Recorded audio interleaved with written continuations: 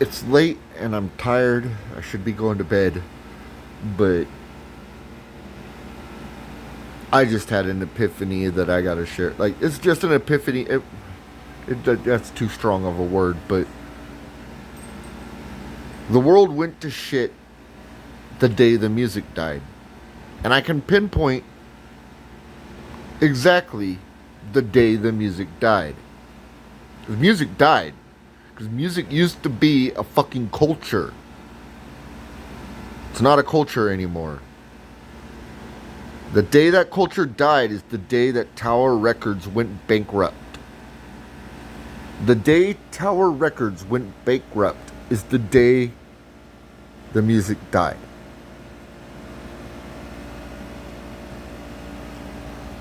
It hurts my chest thinking about it.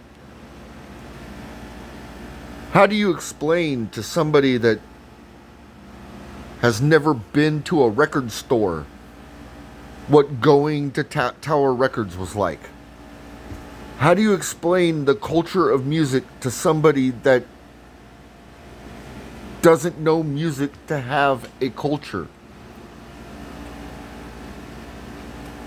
They think that the genre is the culture. Oh, it's rap, so I gotta be no. That was not like the Rolling Stone magazine used to be awesome until the day Tower Records went bankrupt. Because the Rolling Stone was about the culture. They employed fucking Hunter S. Thompson to write for them. They had reporters just like it was gonzo reporting, guys that and girls that were embedded with bands going on tours and then writing articles. It wasn't political shit. It wasn't DEI shit. It wasn't none of that. It was just music. It was the culture of music. One article would be about rap in the Rolling Stone. One article would be about like fucking gospel. Fucking like the next page, it's a punk band. Like it was the culture of music.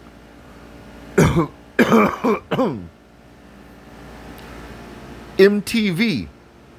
I know you kids don't understand this, but the M in MTV stands for music. VH1 was Video Hits 1.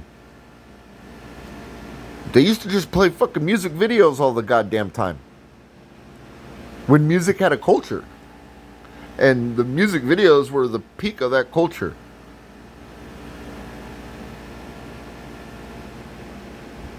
Like, I remember, like, Michael Jackson would premiere his music videos on national television.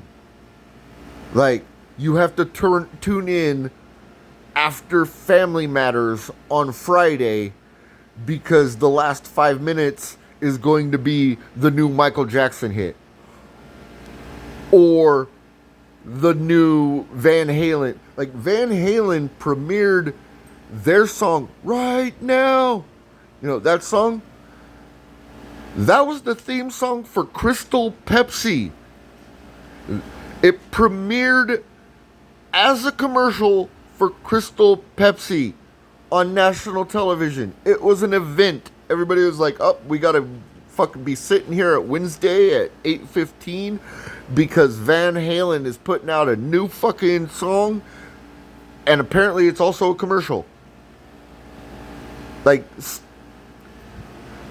that was music culture. Sit around the radio, wait for your favorite songs to come on, and then hit the fucking record button on your stereo, so you could make your so you could listen to your favorite songs whenever you wanted to, or you could make a cassette tape for your girlfriend or whatever.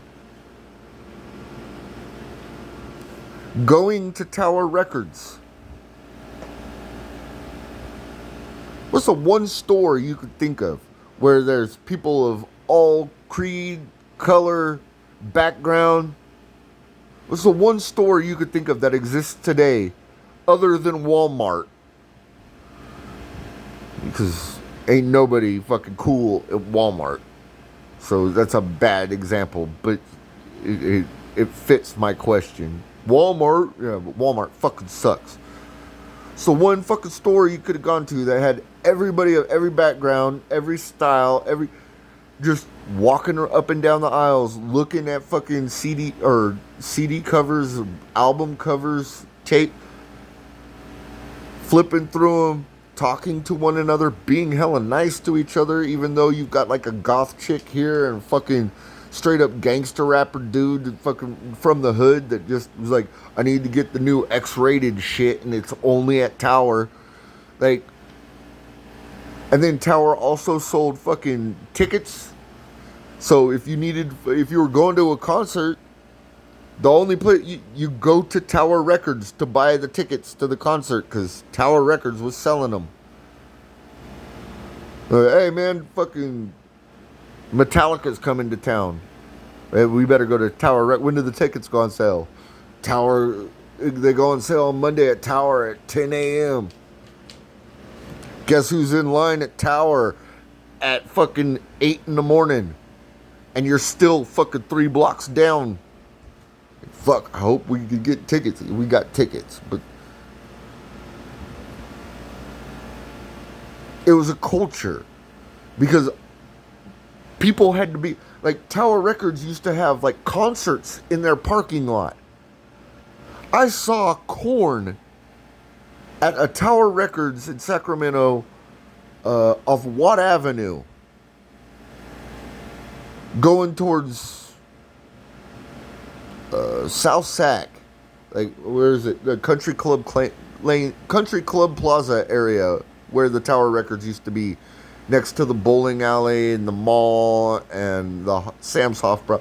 I don't think any of that's there. They probably raised all those buildings and something's completely different there. But I saw Korn in the parking lot of the Tower Record there. I also went and saw Simon Says at a Tower Records at Sunrise. Seen the Deftones at the Tower Records at Sunrise. There was a culture. There was a, like, you go to the music died. The day the music died happened during my lifetime. Because music doesn't mean anything anymore. Sure, there's good songs, but it doesn't mean anything. There's not that personable connection. Like, I went to a concert with my dad and my brother. We went to go see The Who.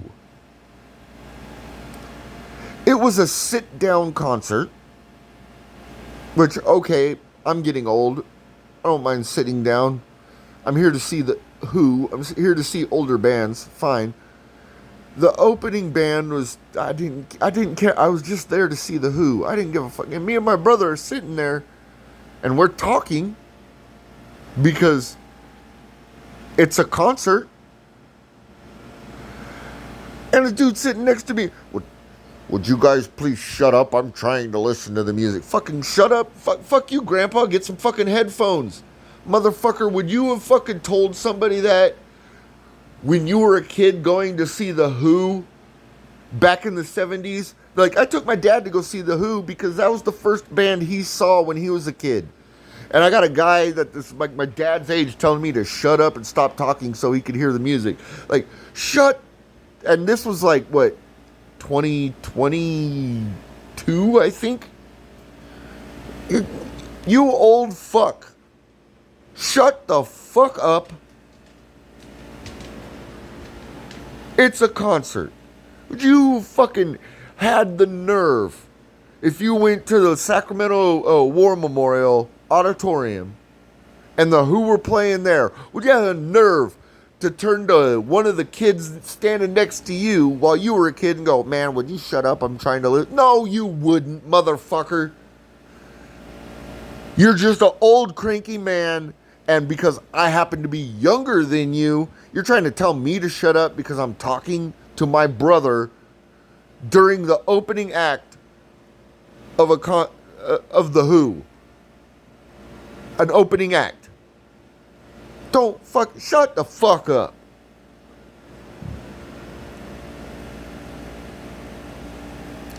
I was waiting for it because when the Who, I sing along because I love Tommy, Pinball Wizard, fucking love that song.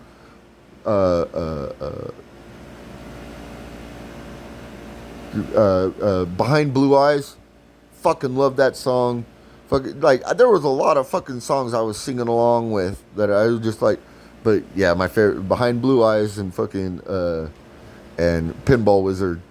Man, I was like glad I got to hear those. What else was there? Fucking it's got a weird name. You Get These Skibbits or something. That's a good song. I can't remember. I don't remember jack shit because I was part of the music culture. I've done a lot of fucking drugs.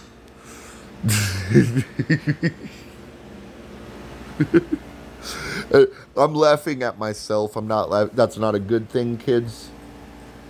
That part of the music culture probably should have gone away because you can tell those of us that were part of that musical. Well, shit, dude. Even then, those of us that were like we're just potheads. Smoked a lot of weed, did acid, whatever, hippies play. That culture used to, Amoeba Records in San Francisco, okay,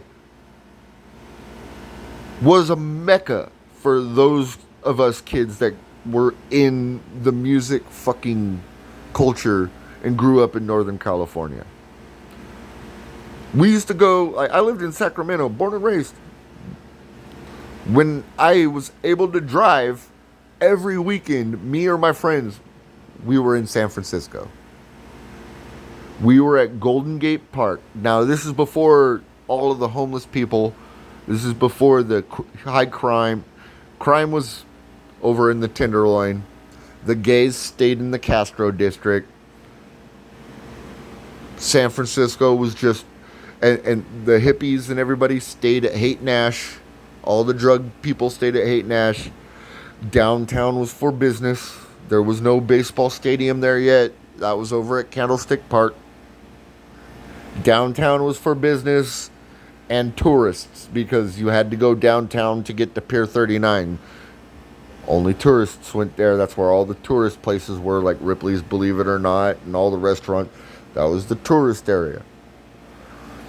You had Cow Palace, great place for concerts, but that was out by Candlestick. That was out of the city. The only reason to go to the city, if you were fucking from Cal and you weren't a tourist, you go to Golden Gate Park. Or you go to the beach, or you go to Pacifica.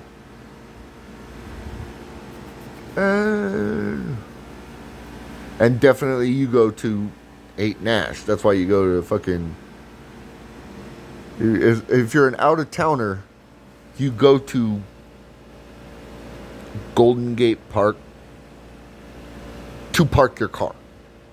Well, back then anyway, because it was a state park. You could park for free. Like, back then anyway. You probably can't do that now. There's probably a fucking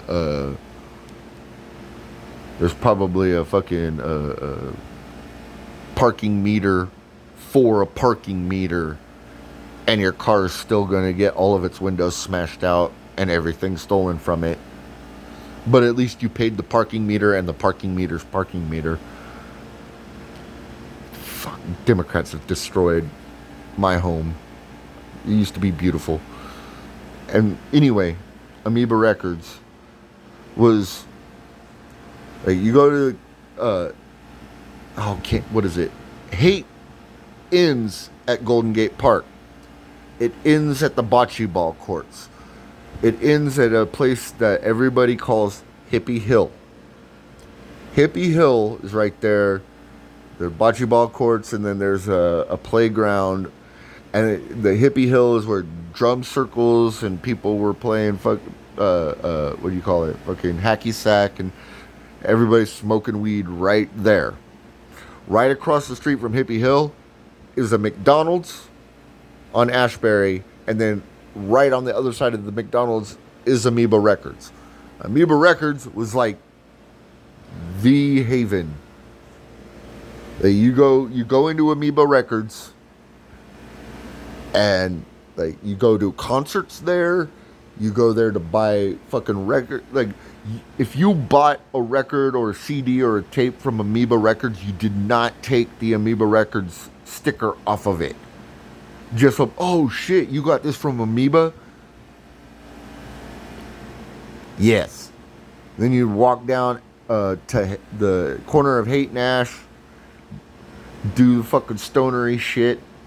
I'm going to tell you right now, you're going to get fucking stoned no matter what. Well, at least back then. Walking down to the corner of Haight and Ash. No matter what. Because, first of all, you're making your way to Stoner Mecca. Because that's where Jerry Garcia used to live. That's where fucking Janis Joplin and fucking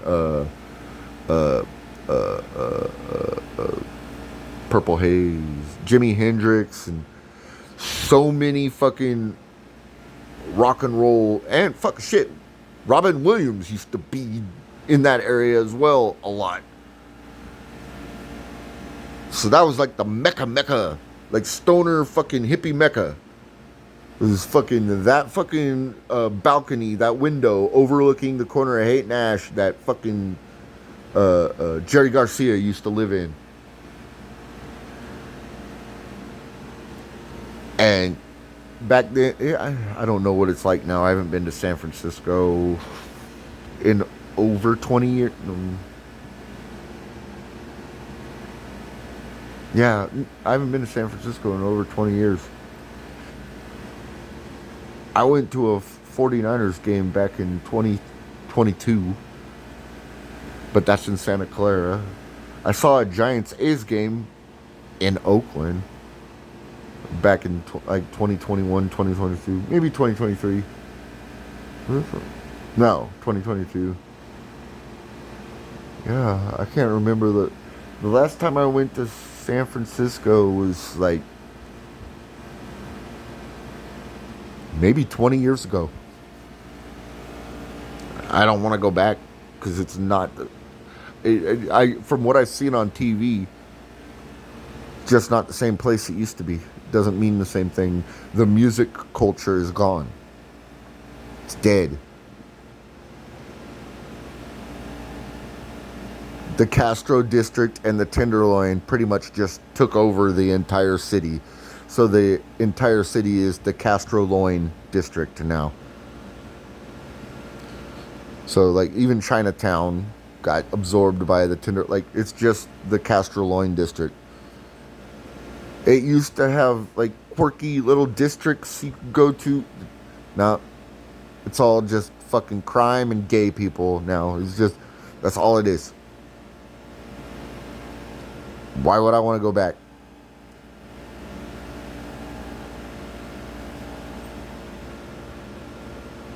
Nah.